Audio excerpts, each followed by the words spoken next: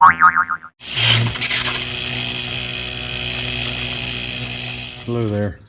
Figured I'd take a minute and do a real quick video. I'm in the middle of using my extra long pressure wand here, and I'm hitting the old house again, using some cleaner on it this time and trying to use less of this. But nonetheless, I have a problem in my trigger mechanism here, and as soon as the pump fired up, it was spraying out the end, and the trigger had you could feel spring to it, and you would see the spray change a little bit, but it wouldn't shut off.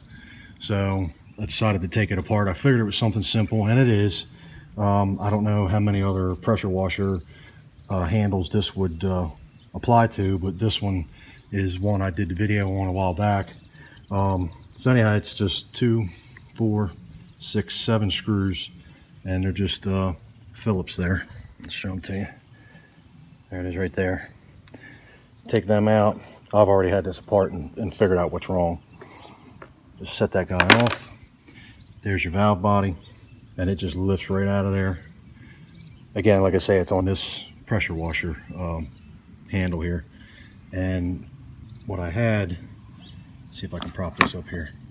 Inside there is just that torn O-ring right there. Sits down in there. You can see a little seat, and then all that does, there's that little ball that sets on there. Okay, and then the cap and that spring sit on that ball, and then what happens is, try and do this here. You squeeze the trigger. See that little pin come up, and all it does is that pin comes up, and it allows the pushes the ball out of the way, and it allows water pressure through there. Now how it got jammed up, I don't know, but I'm going to set the camera up and try and get this putting this thing back together. So bear with me.